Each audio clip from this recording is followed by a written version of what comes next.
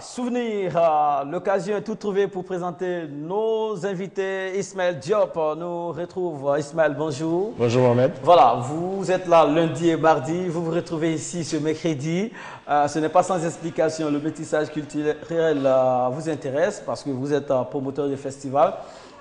Cette casquette vous amène à voyager et vous avez pu amasser beaucoup de connaissances en la matière. On aura l'occasion de bénéficier de vos expériences en la matière tout de suite. Permettez-nous de nous entretenir avec deux personnes, Ouattara et Zongo, qui sont là pour une invitation des parents. Monsieur, vous, voilà, mettez-vous là. Voilà. Qui est-ce qui casque l'opération? Monsieur Ouattara, Monsieur Zongo, c'est une invitation des parents à inscrire les enfants musulmans à partir de 7 ans à l'occasion de la 26e édition du Séminaire national de formation islamique à l'Association des élèves et étudiants musulmans de Côte d'Ivoire, AMCI. Des détails avec qui est-ce qui est Ouattara, qui est-ce qui est Zongo? C'est moi Ouattara. Ouattara, d'accord. Et l'autre c'est Zongo.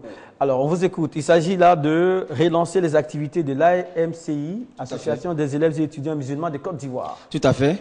Je dis bonne fête de l'indépendance à toute la Côte d'Ivoire. Et effectivement, nous sommes sur ce plateau pour inviter encore une fois les parents à faire participer les enfants à la 26e édition du Séminaire national de formation islamique organisé par l'Association des élèves et étudiants musulmans de Côte d'Ivoire. L'AMCI, c'est une structure qui existe depuis 1972 et chaque année, nous organisons des séminaires de formation islamique mais également formation managériale à l'endroit des élèves et étudiants musulmans. Et cette année, nous voulons organiser les séminaires au lycée professionnel de Mans. Et donc, nous sommes là pour inviter les parents du 9 au 17 août 2014, du 9, c'est-à-dire le samedi prochain. Inch'Allah, nous allons partir à Mans pour aller faire le séminaire pendant une semaine. Et au cours de ce séminaire, nous aurons des cours de formation religieuse, des cours de management et des conférences sur des thèmes d'actualité comme les grossesses en milieu scolaire, les fistules urogénitales féminines et bien d'autres choses. Il y a également des sorties touristiques, des sorties, des visites et beaucoup de découvertes, n'est-ce pas, pour les enfants de Côte d'Ivoire. 26 éditions du Séminaire national de formation islamique de l'Association des élèves et étudiants musulmans de Côte d'Ivoire. C'est une longévité. Ça veut dire que ça fonctionne, ça marche bien. Tout à fait.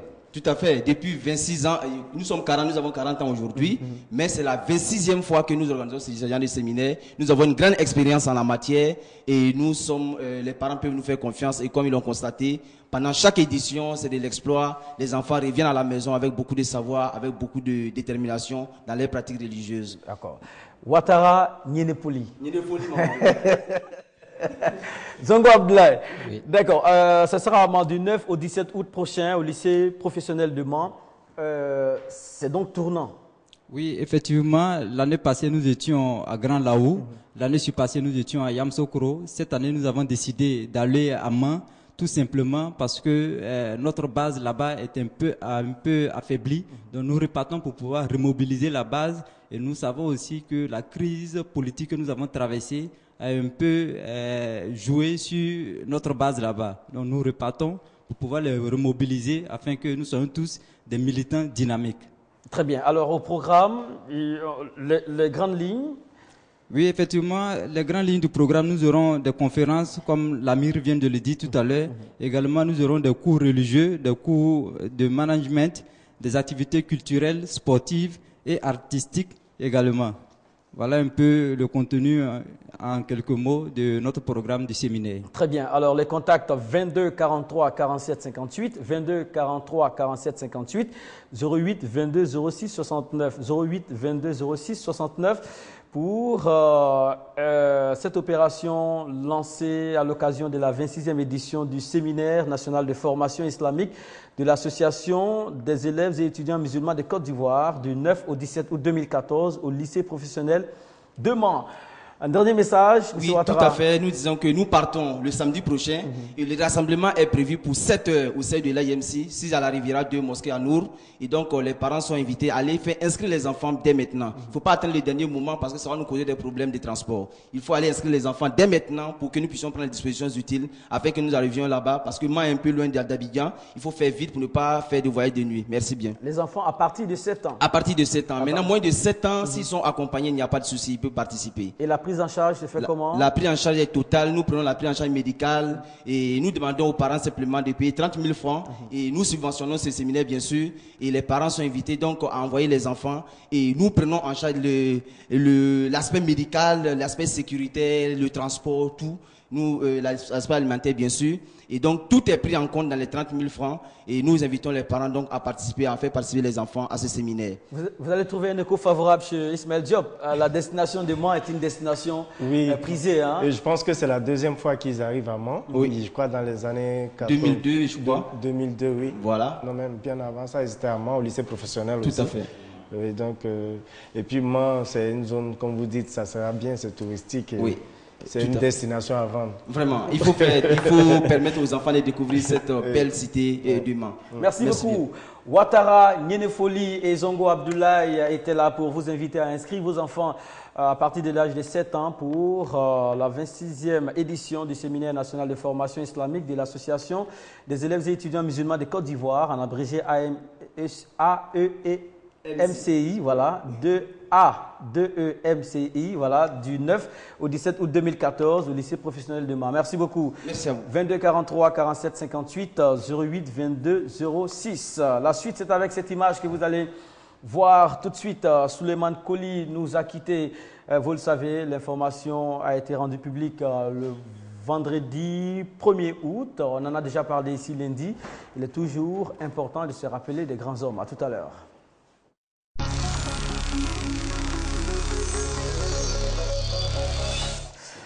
Voilà, l'image vous sera présentée tout de suite. Souleymane Koli, chorégraphe, metteur en scène, auteur, dramaturge même, Ismaël Diop.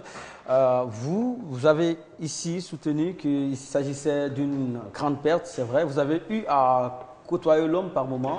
Oui, oui. Il a été comme un conseiller pour moi, surtout sur le projet du Festival des 18 montagnes, parce que ça a été la première personne, la première grande figure culturelle à qui j'ai présenté le projet et qui m'avait dit « Mon petit, fonce et je pense que tu as un bon projet ». Et tout le temps, avec le go du côté bas, je les ai reçus sur ma scène au festival sur le Niger en 2006. Et là encore, on a beaucoup collaboré. Et là même, on s'est revus au Massa, ils préparaient des choses en Guinée, comme un festival de masques à Zérokré.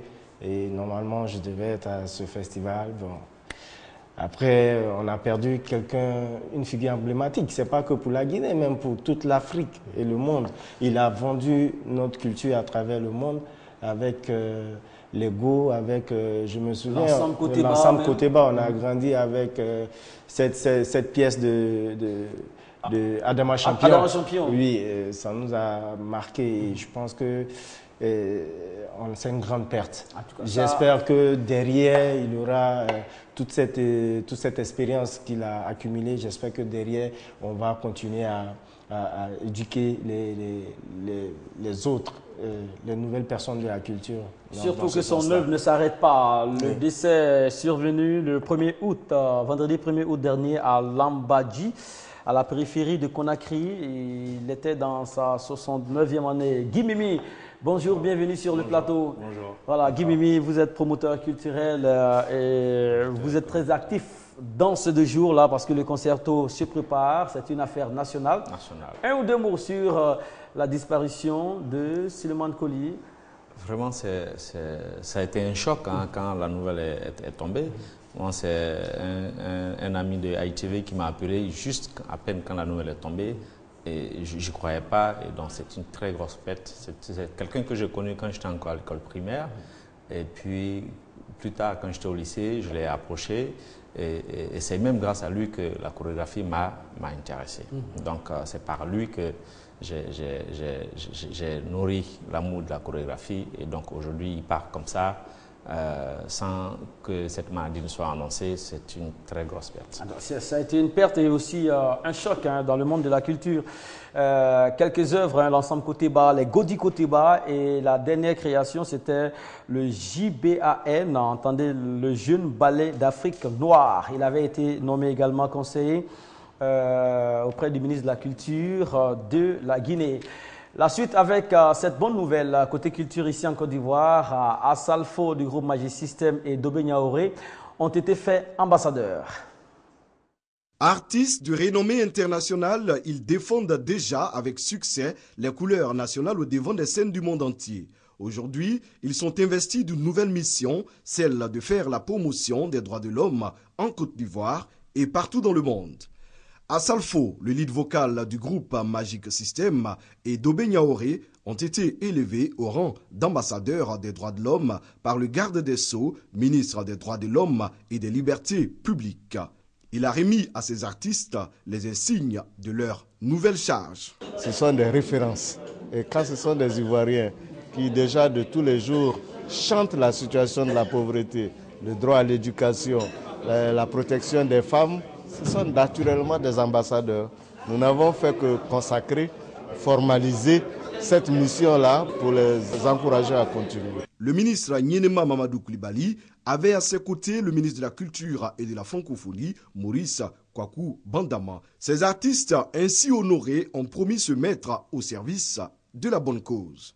Je continuerai à diffuser des messages de sensibilisation et à lancer des invitations au respect de la dignité humaine. J'ai envie d'aller plus loin dans mon engagement pour mon pays et pour le continent africain. C'est notre devoir à tous de sensibiliser. C'est la mission du cœur, c'est la mission de tous les peuples, c'est la mission pour la paix. Monsieur le ministre, vous n'allez pas regretter de nous avoir confié cette mission. Les droits de l'homme, c'est partout que nous allons en parler. C'est la continuité de la mission que m'a confiée l'UNESCO. Ces voix très écoutées vont aider le ministère de la Justice à propulser sa stratégie de promotion des droits liés à la personne humaine. Ils s'y sont déjà essayés dans leurs œuvres et cette distinction va sans doute les motiver davantage dans leur quête d'un monde de paix, de justice et d'équité.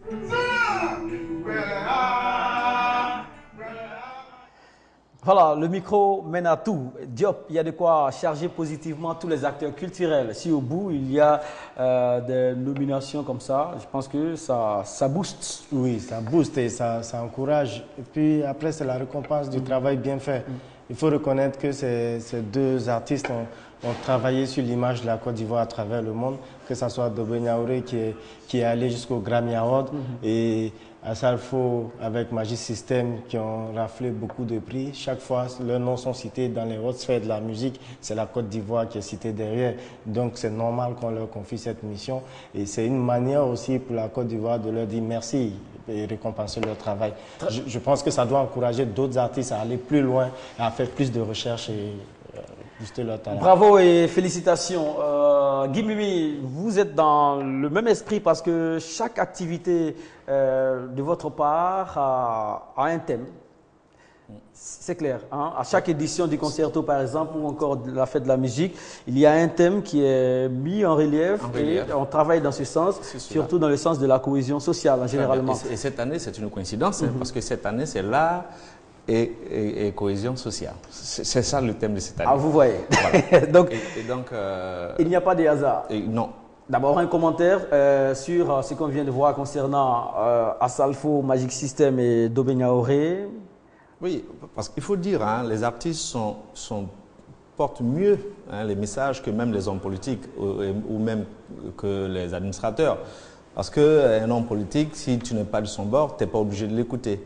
Mais un artiste, même si tu ne le connais pas, mais tu l'écoutes. Ou tu es obligé de l'écouter, ou même au moins sa mélodie. Et donc, se servir des artistes pour porter des projets ou des messages, moi je pense que c'est l'idéal. Hein. Nos décideurs devraient mieux comprendre cela et plutôt il faut que les artistes soient mieux exploités. Et là, c'est un très bon avancement. Et c'est peut-être dans le sens de notre sujet. Hein. Il s'agit de personnes qui ont su utiliser d'autres influences musicales pour créer un genre musical accepté de tous. Et peut-être ces deux-là sont le produit du métissage culturel. Je ne conclus pas le débat déjà, mais je pense que on se rapproche un tout petit peu. Vous allez avoir quelques illustrations du concerto 2014. Les choses se préparent. Le big show, c'est pour ce soir. La balance a lieu sur le site là-bas. Guy Mimi, vous êtes bien instruit concernant le concerto de l'indépendance. Alors, on va rappeler le thème de cette année. Il s'agit de...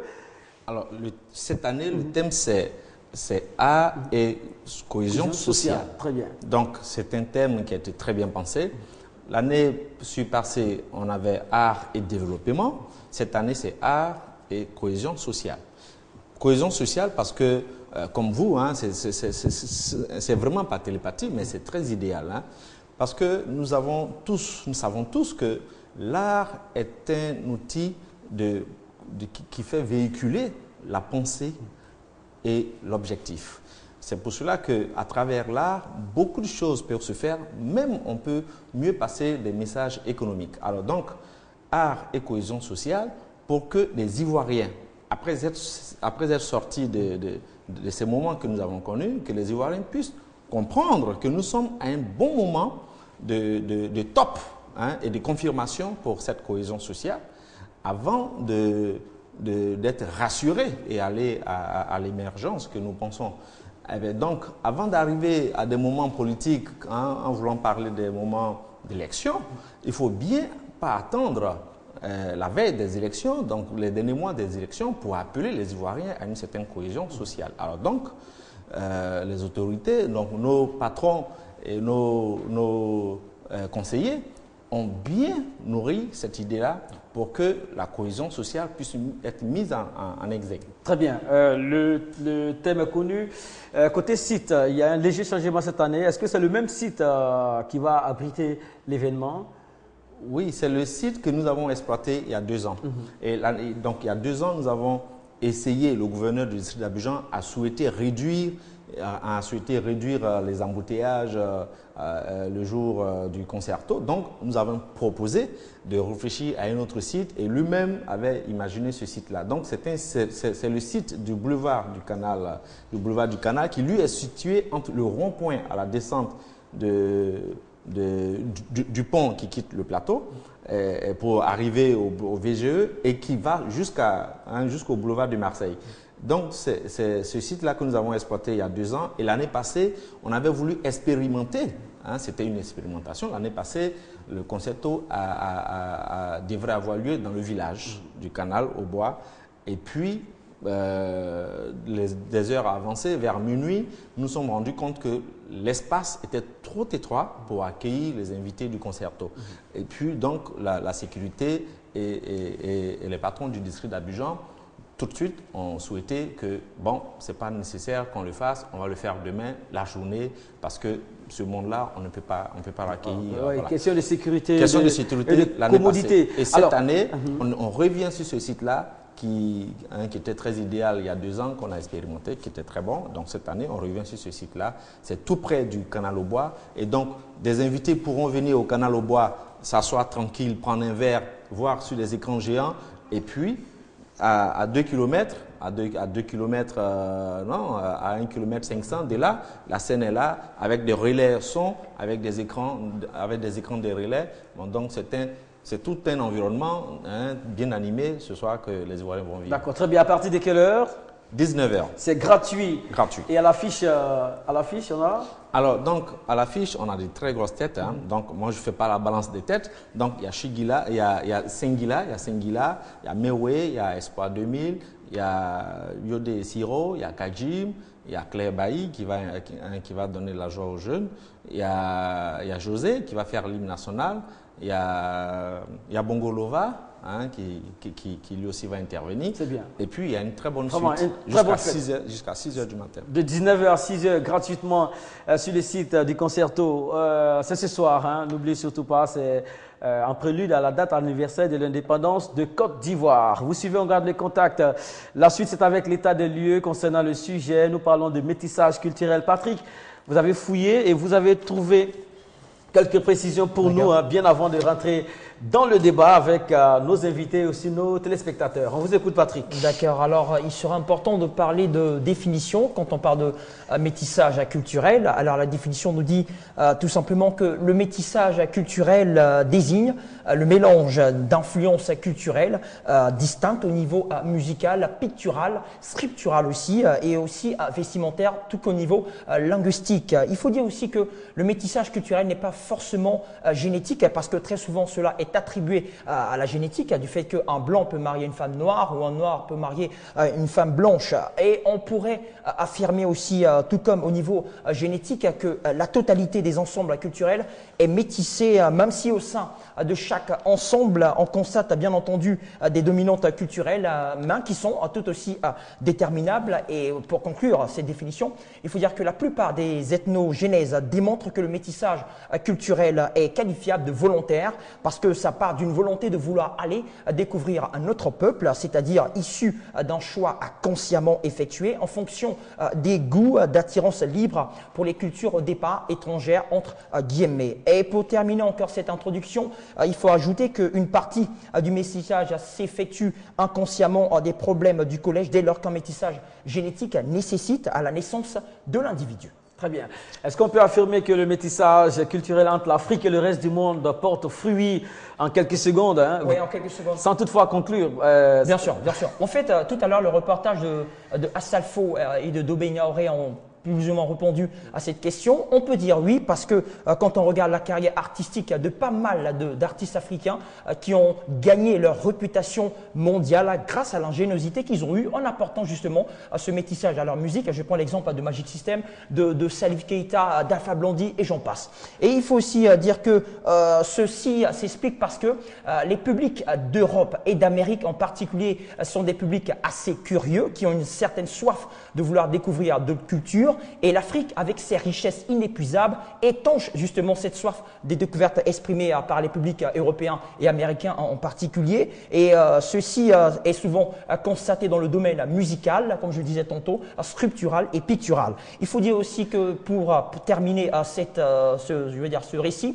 il faut dire aussi qu'il serait très important pour nos gouvernants de mieux structurer ce domaine, parce que, vous l'avez dit tout à l'heure, M. Ismaël Diop, que le développement part de la culture. Alors, il serait intéressant de structurer au niveau organisationnel et aussi humain pour permettre aussi un véritable salut à ce niveau.